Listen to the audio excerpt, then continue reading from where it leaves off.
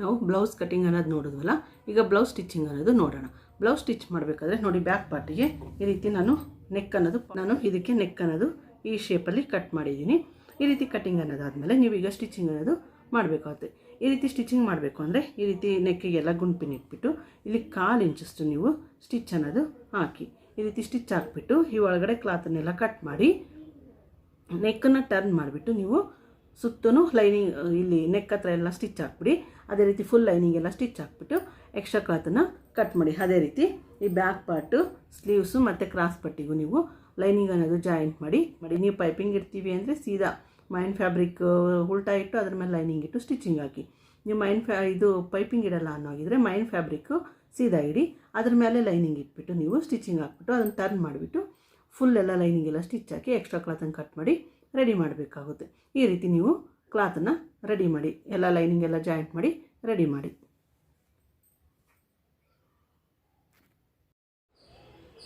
ನೋಡಿ, ಎಲ್ಲ ಕ್ಲಾತನ್ನು ಈ ರೀತಿ ಲೈನಿಂಗ್ ಅನ್ನೋದು ಸ್ಟಿಚಿಂಗ್ ಮಾಡಿದ್ದೀವಿ.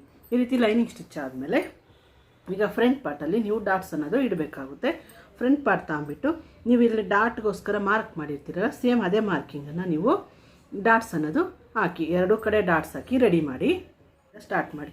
ಈ ರೀತಿ ತಗೊಂಡು ಇಲ್ಲಿ ಶೋಲ್ಡರ್ ಅನ್ನೋದು ಇಲ್ಲಿ ಮಿಡಲ್ ಹಿಡಿದ್ಬಿಟ್ಟು, ಇಲ್ಲಿ ಆಲ್ರೆಡಿ ನೀವು ಮಾರ್ಕ್ ಮಾಡಿರ್ತೀರಲ್ಲ ಇಲ್ಲಿ ಈ ರೀತಿ ನೋಡಿ, ಇಲ್ಲಿ ಶೋಲ್ಡರ್ ಮಿಡಲ್ ಇರಬೇಕು. ಈ ಡಾಟು ಮಾರ್ಕ್ ಮಾಡಿರ್ತೀರಲ್ಲ ಇಲ್ಲಿ ಹಿಡಿದ್ಬಿಟ್ಟು ಇಲ್ಲಿಂದ ಇಲ್ಲಿ ಸ್ಟ್ರೈಟ್ ಲೈನ್ ಅನ್ನೋದು 1 ಇಂಚ್ ಹಿಡಿದ್ಬಿಟ್ಟು ಸ್ಟ್ರೈಟ್ ಲೈನ್ ಅನ್ನೋದು ಹಾಕಿ ಇಲ್ಲಿಂದ ಲೆಂತ್ ಅನ್ನೋದು 2.5 ಇಂಚಿಗೆ ಮಾರ್ಕ್ ಮಾಡಿ. 2.5 ಇಂಚಿಗೆ ಮಾರ್ಕ್ ಮಾಡಿಬಿಟ್ಟು ಇಲ್ಲಿಂದ 1 ಇಂಚ್ ಮಾರ್ಕ್ ಮಾಡಿ ಸ್ಟ್ರೈಟ್ ಲೈನ್ ಅನ್ನೋದು ಹಾಕ್ಬಿಡಿ. ಅದೇ ರೀತಿ ಇಲ್ಲೂ ಅಷ್ಟೇ 1/4 ಇಂಚ್ ಅನ್ನೋದು ಸ್ಟಿಚ್ ಮಾಡಿ, ಇಲ್ಲಿ ರೀತಿ ಫೋಲ್ಡ್ ಮಾಡಿಬಿಟ್ಟು 1/4 ಇಂಚ್ ಸ್ಟಿಚ್ ಮಾಡಿ. ಇದು 2.5 ಇಂಚ್ ಅನ್ನೋದು ಹಾಕಿ. ಆರ್ಮ್ ಹೋಲ್ ಕಡೆನೂ ಅಷ್ಟೇ ಇಲ್ಲಿಂದ ನೀವು ಮಾರ್ಕ್ ಮಾಡಿರ್ತೀರಲ್ಲ ಎಷ್ಟು ಲೆಂತ್ ಬೇಕು ಅನ್ನೋದು ಈ ರೀತಿ ಹಿಡಿದು ಇಲ್ಲಿ ನೀವು 1/4 ಇಂಚ್ ಅನ್ನೋದು ಸ್ಟಿಚ್ ಹಾಕಿ. ಈ 4th ಡಾಟ್ ಮಾತ್ರ ನೀವು ಬಾಡಿ ಫಿಟ್ಟಿಂಗ್ ಹಿಡಿಬೇಕಾದ್ರೆ ಎಕ್ಸ್ಟ್ರಾ ಕ್ಲಾತ್ ಇತ್ತು ಅಂದರೆ ಇಲ್ಲಿ 4th ಡಾಟ್ ಅನ್ನೋದು ಹಾಕಿ.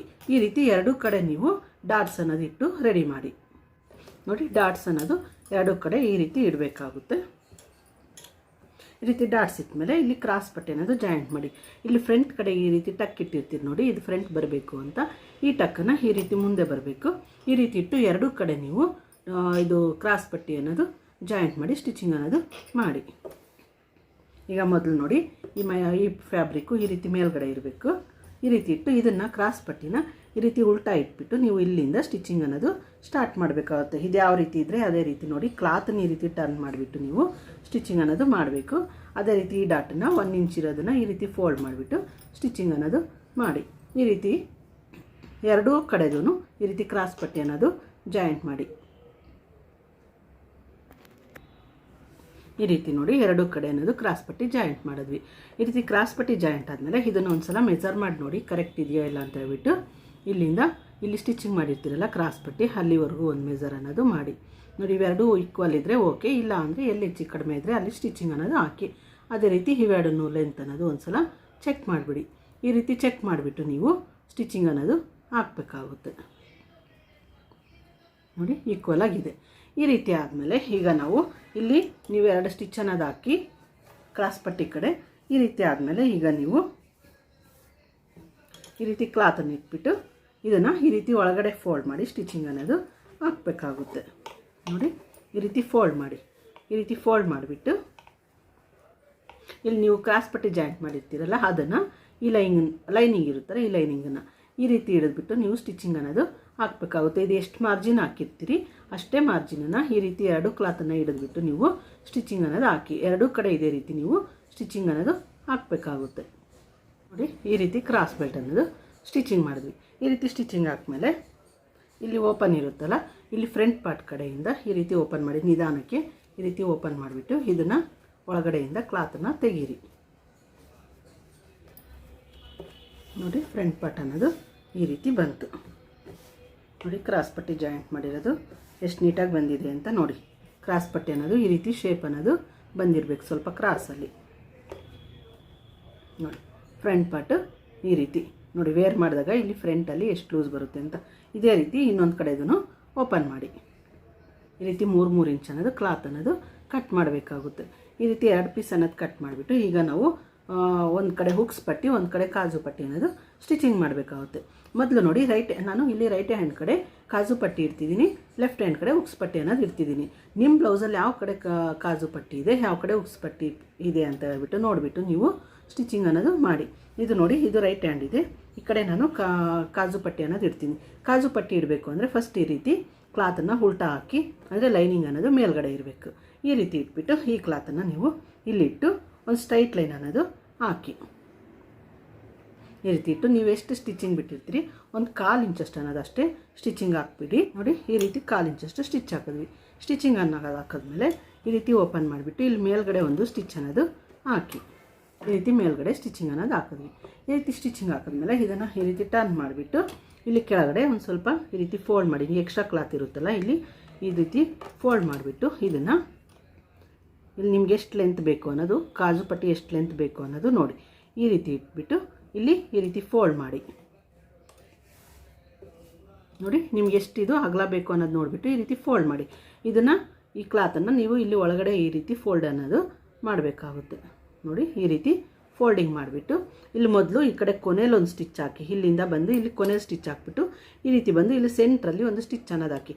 ಈ 2 ಲೈನ್ ಮಧ್ಯೆ ನಾವು ಕಾಜು ಅನ್ನೋದು ಇಡಬೇಕಾಗುತ್ತೆ. ಅದರಿಂದ ಇಲ್ಲಿ ಲೈನ್ ಅನ್ನೋದು ಹಾಕಿ ಕಾಜು ಪಟ್ಟಿನ ಸ್ಟಿಚ್ ಮಾಡಬೇಕಾಗುತ್ತೆ. ಇಲ್ಲಿ 2 ಲೈನ್ ಅನ್ನೋದು ಹಾಕಬೇಕಾಗುತ್ತೆ. ಈ ರೀತಿ ಕಾಜು ಪಟ್ಟಿ ರೆಡಿ ಆದಮೇಲೆ ಈಗ ನಾವು ಉಕ್ಸ್ ಪಟ್ಟಿ ಅನ್ನೋದು ರೆಡಿ ಮಾಡೋಣ. ಉಕ್ಸ್ ಪಟ್ಟಿ ರೆಡಿ ಮಾಡಬೇಕು ಅಂದರೆ ಈ ಕ್ಲಾತನ್ನು ಈ ರೀತಿ ಮೇಲ್ಗಡೆ ಇರಬೇಕು. ಮೈನ್ ಫ್ಯಾಬ್ರಿಕ್ ಅನ್ನೋದು ಈ ರೀತಿ ಮೇಲ್ಗಡೆ ಇರಬೇಕು. ಈ ರೀತಿ ಇಟ್ಟು ಇದನ್ನು ಸೇಮ್ ನೀವು ಅದನ್ನು ಯಾವ ರೀತಿ ಸ್ಟಿಚ್ ಹಾಕಿದ್ರಿ ಇಲ್ಲೂ ಒಂದು ಈ ರೀತಿ ಇಟ್ಬಿಟ್ಟು ಒಂದು ಸ್ಟ್ರೈಟ್ ಲೈನ್ ಹಾಕ್ಬಿಡಿ.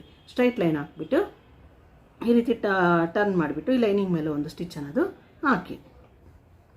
ನೋಡಿ, ಈ ರೀತಿ ಲೈನಿಂಗ್ ಅನ್ನೋದು ಇದು ಕ್ಲಾತ್ ಅನ್ನೋದು ಜಾಯಿಂಟ್ ಮಾಡಿಬಿಟ್ಟು ಇಲ್ಲಿ ಮೇಲ್ಗಡೆ ಲೈನಿಂಗ್ ಮೇಲೆ ಒಂದು ಸ್ಟಿಚ್ ಅನ್ನೋದು ಹಾಕಿದ್ದೀವಿ. ಈ ರೀತಿ ಆದಮೇಲೆ ಇದನ್ನು ಈ ರೀತಿ ಟರ್ನ್ ಮಾಡಿಬಿಟ್ಟು ನಿಮಗಿದು ಸ್ವಲ್ಪ ಫೋಲ್ಡ್ ಮಾಡಿ. ಇಲ್ಲಿ ಈ ರೀತಿ ನೋಡಿ, ಈ ರೀತಿ ಸ್ವಲ್ಪ ಫೋಲ್ಡ್ ಮಾಡಿಬಿಟ್ಟು ಇಲ್ಲ ಇಲ್ಲಿವರೆಗೂ ನಿಮ್ಗೆ ಎಷ್ಟು ಅಗಲ ಬೇಕು ಅನ್ನೋದು ನೋಡಿಬಿಟ್ಟು ಇದನ್ನು ಈ ರೀತಿ ಒಳಗಡೆವರೆಗೂ ಫೋಲ್ಡಿಂಗ್ ಅನ್ನೋದು ಮಾಡಿ. ಉಕ್ಸ್ ಪಟ್ಟಿ ಅಂದರೆ ಈ ರೀತಿ ಒಳಗಡೆ ಬರಬೇಕು. ಇಲ್ಲಿ ಮೇಲ್ಗಡೆ ಲೈನಿಂಗ್ ಅನ್ನೋದು ಕಾಣಿಸ್ಬಾರ್ದು, ಇದು ಈ ರೀತಿ ಒಳಗಡೆ ಬರಬೇಕು. ಇದನ್ನು ಎಕ್ಸ್ಟ್ರಾ ಕ್ಲಾತನ್ನು ನೀವು ಈ ರೀತಿ ಫೋಲ್ಡ್ ಮಾಡಿಬಿಟ್ಟು ಇಲ್ಲಿ ಸ್ಟಿಚ್ ಹಾಕ್ಬಿಡಿ. ಅದೇ ರೀತಿ ಇಲ್ಲಿ ಎಕ್ಸ್ಟ್ರಾ ಕ್ಲಾತನ್ನು ಫೋಲ್ಡ್ ಮಾಡಿಬಿಟ್ಟು ಸ್ಟಿಚಿಂಗ್ ಅನ್ನೋದು ಹಾಕಿ.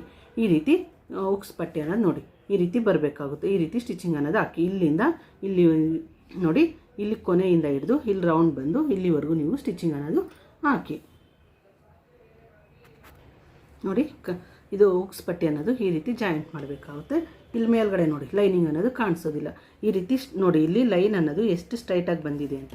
ನೀವು ಈ ರೀತಿ ಉಕ್ಸ್ ಪಟ್ಟು ಕಾಜು ಪಟ್ಟಿ ಇಟ್ಟಾಗ ಇಲ್ಲಿ ನೋಡಿ, ಇಲ್ಲಿ ಕ್ರಾಸಾಗಿ ಬಂದಿರಬಾರ್ದು. ಈ ರೀತಿ ಸ್ಟ್ರೈಟ್ ಆಗಿದ್ದಾಗ ನೀವು ಇಲ್ಲಿ ವೇರ್ ಮಾಡ್ತೀರಲ್ಲ, ವೇರ್ ಮಾಡಿದಾಗ ಇಲ್ಲಿ ನೆಕ್ ಅನ್ನೋದು ನೋಡಿ ಇಲ್ಲಿ ಪರ್ಫೆಕ್ಟಾಗಿ ಕೂತ್ಕೊಳ್ಳುತ್ತೆ. ಇಲ್ಲ ಇದು ಸ್ವಲ್ಪ ಉದ್ದ ಇದ್ದು ಇದು ಈ ರೀತಿ ಒಳಗೆ ಬಂದು ಈ ರೀತಿ ಆಗಿದ್ರೆ ಇಲ್ಲೇನಾಗುತ್ತೆ, ನಿಮಗೆ ಶೋಲ್ಡರ್ ಅನ್ನೋದು ಡ್ರಾಪ್ ಅನ್ನೋದು ಬರುತ್ತೆ, ನೆಕ್ ಹತ್ರ ಲೂಸ್ ಅನ್ನೋದು ಬರುತ್ತೆ. ಅದರಿಂದ ಈ ರೀತಿ ಯಾವಾಗಲೂ ಈ ರೀತಿ ಸ್ಟ್ರೈಟ್ ಆಗಿಟ್ಟು ನೀವು ಸ್ಟಿಚಿಂಗ್ ಅನ್ನೋದು ಮಾಡಬೇಕಾಗುತ್ತೆ. ಅದೇ ರೀತಿ ಈ ಕ್ರಾಸ್ ಪಟ್ಟಿ ಅನ್ನೋದು ನೋಡಿ ಕ್ರಾಸ್ ಪಟ್ಟಿನೂ ಸೇಮ್ ಎಷ್ಟು ಸ್ಟ್ರೈಟಾಗಿ ಬಂದಿದೆ ಅಂತ ನೋಡಿ. ನೆಕ್ ಈ ರೀತಿ ಇರುತ್ತಲ್ಲ, ಫ್ರಂಟ್ ನೆಕ್ಕು ನೋಡಿ, ಫ್ರಂಟ್ ನೆಕ್ಗಳು ಬಂದು 2 ಇಲ್ಲಿ ಬರುತ್ತೆ. ಉಕ್ಸ್ ಪಟ್ಟಿ ಕಡೆಯಿಂದ ನೋಡಿ, ಇಲ್ಲಿ ಕಾಜು ಇಡ್ತೀವಲ್ಲ, ಇಲ್ಲಿಂದ ಇಲ್ಲಿವರೆಗೂ ಉಕ್ಸ್ ಪಟ್ಟಿ ಅನ್ನೋದು ಬರುತ್ತೆ. ನೋಡಿ, ಇಲ್ಲಿ ತೋರಿಸ್ತಿದ್ದೀನಿ ನೋಡಿ, ಇಲ್ಲಿಂದ ಇಲ್ಲಿ ಉಕ್ಸ್ ಅನ್ನೋದು ಹಾಕ್ತೀರಿ. ಈ ರೀತಿ ಹಾಕಿದಾಗ ನೋಡಿ ನಿಮಗೆ ನೆಕ್ ಅನ್ನೋದು ಎಷ್ಟು ನೀಟಾಗಿ ಬರುತ್ತೆ ಅಂತ. ಎಲ್ಲೂ ಲೂಸ್ ಅನ್ನೋದು ಬರೋದಿಲ್ಲ. ಈ ರೀತಿ ಕರೆಕ್ಟಾಗಿ ನಿಮಗೆ ಸ್ಟ್ರೈಟಾಗಿ ಇಲ್ಲಿ ನಿಮಗೆ ನೆಕ್ ಅನ್ನೋದು ಇಲ್ಲಿ ಸ್ಟ್ರೈಟಾಗಿ ಈ ರೀತಿ ಬರುತ್ತೆ. ಈ ರೀತಿ ನೀವು ಸ್ಟಿಚಿಂಗ್ ಅನ್ನೋದು ಮಾಡಬೇಕಾಗುತ್ತೆ. ಬಟ್ ಅನ್ನೋದು ಈ ರೀತಿ ಸ್ಟ್ರೈಟ್ ಇಡಬೇಕು. ಅದೇ ರೀತಿ ಇದನ್ನು ನೀವು ಫ್ರಂಟ್ ಪಾರ್ಟ್ ಇರುತ್ತಲ್ಲ, ಫ್ರಂಟ್ ಪಾರ್ಟನ್ನು ಈ ರೀತಿ ಉಲ್ಟಾ ಇಟ್ಬಿಟ್ಟು ಇಲ್ಲಿ ಮೇಲ್ಗಡೆ ಶೋಲ್ಡರ್ ಅನ್ನೋದು ಜಾಯಿಂಟ್ ಮಾಡಬೇಕು. ಇದೇ ರೀತಿ 2 ಕಡೆ ಶೋಲ್ಡರ್ ಅನ್ನೋದು ಜಾಯಿಂಟ್ ಮಾಡಿ. ಇಲ್ಲಿ ನೀವು ಎಷ್ಟು ಸ್ಟಿಚಿಂಗ್ ಮಾರ್ಜಿನ್ ಬಿಟ್ಟಿರ್ತೀರಿ, 1/4 ಇಂಚು ಇಲ್ಲ ಅರ್ಧ ಇಂಚು ಸೇಮ್ ಅಷ್ಟನ್ನೇ ಇಲ್ಲಿ ನೀವು ಸ್ಟಿಚಿಂಗ್ ಮಾರ್ಜಿನ್ ಆಗಿ ಹಾಕಬೇಕಾಗುತ್ತೆ. 2 ಕಡೆ ಇದೇ ರೀತಿ ಶೋಲ್ಡರ್ ಅನ್ನೋದು ಜಾಯಿಂಟ್ ಮಾಡಿ. 2 ಕಡೆ ಶೋಲ್ಡರ್ ಅನ್ನೋದು ಜಾಯಿಂಟ್ ಮಾಡಬೇಕು. ಈ ರೀತಿ 2 ಕಡೆ ಶೋಲ್ಡರ್ ಅನ್ನೋದು ಜಾಯಿಂಟ್ ಮಾಡಿದ್ಮೇಲೆ ಒಂದು ಸಲ ಮೆಜರ್ ಮಾಡಿ 2 ಶೋಲ್ಡರ್ ಕರೆಕ್ಟ್ ಇದೆಯಾ ಇಲ್ಲ ಅಂತ ಹೇಳ್ಬಿಟ್ಟು. ಸ್ವಲ್ಪ ಒಂದು ಹೆಚ್ಚಿತ್ತು ಒಂದು ಕಡಿಮೆ ಇತ್ತು ಅಂದರೆ ಇಲ್ಲಿ ನೀವು ಆರ್ಮ್ ಹೋಲ್ ಇರುತ್ತಲ್ಲ ಆ ಕಡೆ ಕಟಿಂಗ್ ಅನ್ನೋದು ಮಾಡಿ. ಸ್ವಲ್ಪ ಇಲ್ಲಿಂದ ಇಲ್ಲಿಗೆ ಶೋಲ್ಡರ್ ಅನ್ನೋದು ಈಕ್ವಲ್ ಇದೆ.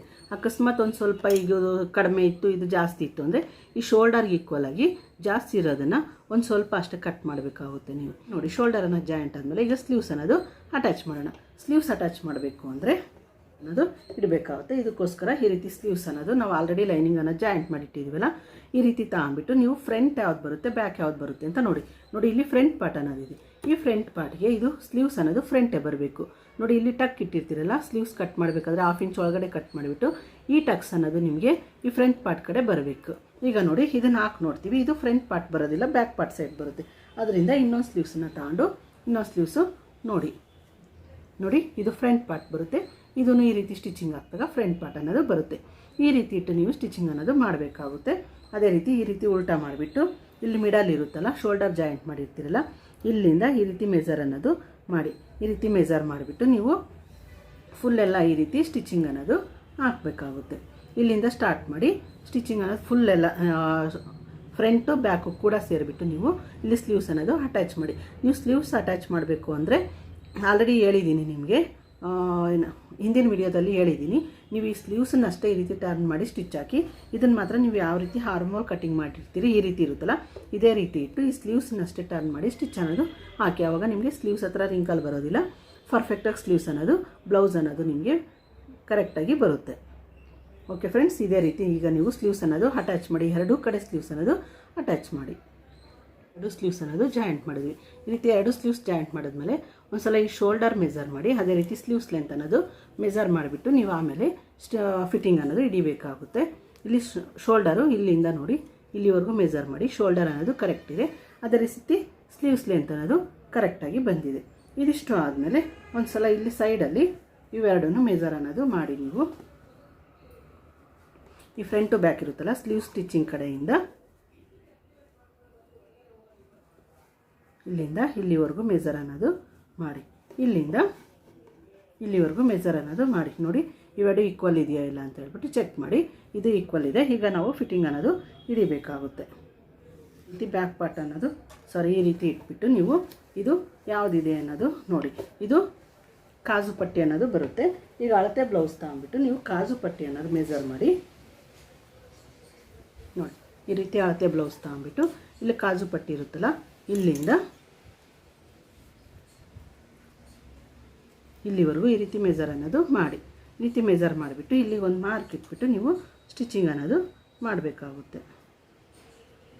ನೋಡಿ, ಇಲ್ಲಿಗೆ ಮಾರ್ಕಿಂಗ್ ಅನ್ನೋದು ಬರುತ್ತೆ. ನಿಮ್ಮದು ಕಾಜು ಪಟ್ಟಿ ಇಲ್ಲಿಗೆ ಬರುತ್ತೆ. ಇಲ್ಲಿಗೆ ಇಟ್ಬಿಟ್ಟು ನೀವು ಈ ಬ್ಯಾಕ್ ಪಾರ್ಟ್ ಇರುತ್ತಲ್ಲ, ಈ ಬ್ಯಾಕ್ ಪಾರ್ಟನ್ನು ಈ ರೀತಿ ಇಲ್ಲಿ ಹಿಡಿದ್ಬಿಟ್ಟು ನೀವು ಫಿಟ್ಟಿಂಗ್ ಅನ್ನೋದು ಹಿಡಿಬೇಕಾಗುತ್ತೆ. ಫಿಟ್ಟಿಂಗ್ ಹಿಡಿಯೋದಕ್ಕೂ ಮೊದಲು ನೋಡಿ, ಇಲ್ಲಿ ನಾನು ಡಾಟ್ಸ್ ಅನ್ನೋದು ಹಾಕಿಲ್ಲ ಎರಡೂ ಕಡೆ. ಇಲ್ಲಿ ಡಾಟ್ಸ್ ಅನ್ನೋದು ಅರ್ಧ ಇಂಚ್ ಅನ್ನೋದು ಡಾಟ್ಸ್ ಹಿಡಿದ್ಬಿಡಿ. ಈ ರೀತಿ ಡಾಟ್ಸ್ ಅನ್ನೋದು ಎರಡೂ ಕಡೆ ಡಾಟ್ಸ್ ಅನ್ನೋದು ಹಾಕಿದ್ದೀವಿ. ಈ ರೀತಿ ಎರಡೂ ಕಡೆ ಡಾಟ್ಸ್ ಹಾಕಿದ್ಮೇಲೆ ಈಗ ಬಾಡಿ ಫಿಟ್ಟಿಂಗ್ ಅನ್ನೋದು ಹಿಡಿಬೇಕಾಗುತ್ತೆ. ಇಲ್ಲಿ ಆಲ್ರೆಡಿ ನೀವು ಕಾಜು ಪಟ್ಟಿ ಕಡೆಯಿಂದ ಮೆಜರ್ ಮಾಡಿದ್ರಲ್ಲ, ಇಲ್ಲಿಗೆ ಬರುತ್ತೆ ಅಳತೆ. ಅಲ್ಲಿಂದ ನೋಡಿ, ಇಲ್ಲಿ ನೀವು ಕಟಿಂಗ್ ಮಾಡಬೇಕಾದ್ರೆ ಇಲ್ಲಿ ಸ್ಟ್ರೈಟ್ ಮಾರ್ಕ್ ಮಾಡಿರ್ತೀರಲ್ಲ, ಈ ಮಾರ್ಕಿಂಗ್ ಮೇಲೆ ಈ ರೀತಿ ಇಟ್ಬಿಟ್ಟು ನೀವು ಸ್ಟ್ರೈಟ್ ಲೈನ್ ಅನ್ನೋದು ಸ್ಟಿಚ್ ಹಾಕ್ಬಿಡಿ.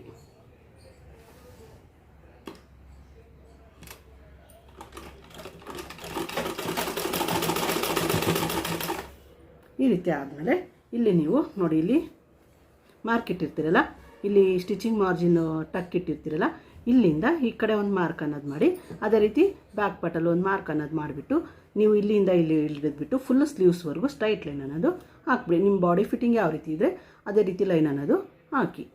ಸ್ಟಿಚಿಂಗ್ ಲೈನ್ ಅನ್ನೋದು ಈ ರೀತಿ ಸ್ಟ್ರೈಟಾಗಿ ಹಾಕಬೇಕಾಗುತ್ತೆ.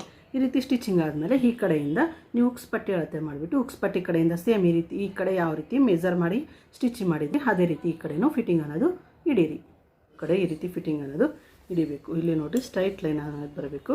ಅದೇ ರೀತಿ ಇಲ್ಲೂ ನೋಡಿ ಈ ರೀತಿ ಸ್ಟ್ರೈಟ್ ಲೈನ್ ಅನ್ನೋದು ಬರಬೇಕಾಗುತ್ತೆ. ಇದಿಷ್ಟು ಬ್ಲೌಸ್ ಫಿಟ್ಟಿಂಗ್ ಅನ್ನೋದು. ಈಗ ನೋಡಿ ಓಪನ್ ಮಾಡಿ ತೋರಿಸ್ತೀನಿ. ಒಂದು ಸಲ ಅಳತೆ ಬ್ಲೌಸ್ ತಗೊಂಡೆಲ್ಲ ಮೆಜರ್ ಮಾಡಿ ಕರೆಕ್ಟ್ ಇದೆಯಾ ಇಲ್ಲ ಅಂತ. ಓವರಾಲ್ ಬ್ಲೌಸ್ ಅನ್ನೋದು ಈ ರೀತಿ ಬರುತ್ತೆ. ಫುಲ್ ಸ್ಟಿಚಿಂಗ್ ಆದಮೇಲೆ ಈ ರೀತಿ ಬರುತ್ತೆ ನೋಡಿ. ಇಲ್ಲೆಲ್ಲನೂ ನೀಟಾಗಿ ಇಲ್ಲೆಲ್ಲೂ ರಿಂಕಲ್ ಬರ್ದಂಗೆ ಸ್ಲೀವ್ಸ್ ಅನ್ನೋದು ನೋಡಿ ಎಷ್ಟು ನೀಟಾಗಿ ಬಂದಿದೆ ಅಂತ ಈ ರೀತಿ ಬರಬೇಕಾಗುತ್ತೆ. ಫ್ರಂಟ್ ಪಾರ್ಟು ಅಷ್ಟೇ ನೋಡಿ, ಈ ರೀತಿ ಓಪನ್ ಮಾಡಿದಾಗ ನೋಡಿ ಫ್ರಂಟ್ ಪಾರ್ಟು ಈ ರೀತಿ ಬರುತ್ತೆ. ಕರೆಕ್ಟಾಗಿ ಅವ್ರ ಮೆಜರ್ಮೆಂಟ್ಗೆ ಕರೆಕ್ಟಾಗಿ ಬರುತ್ತೆ. ಈ ರೀತಿ ನೀವು ಸ್ಟಿಚಿಂಗ್ ಅನ್ನೋದು ಮಾಡಬೇಕಾಗುತ್ತೆ. ಕಟಿಂಗ್ ಆ್ಯಂಡ್ ಸ್ಟಿಚಿಂಗು ಈ ರೀತಿ ಮಾಡಿದಾಗ ನಿಮಗೆ ಅವ್ರದ್ದು ಬ್ಲೌಸ್ ಯಾವ ರೀತಿ ಹತೆ ಬ್ಲೌಸ್ ಕೊಟ್ಟಿರ್ತಾರೋ ಅದೇ ರೀತಿ ಮೆಜರ್ಮೆಂಟ್ ಅನ್ನೋದು ಬರುತ್ತೆ. ಇದಿಷ್ಟು ಅರ್ಥ ಆಯ್ತಲ್ಲ. ನೆಕ್ಸ್ಟ್ ವಿಡಿಯೋದಲ್ಲಿ ಭೇಟಿ ಮಾಡೋಣ.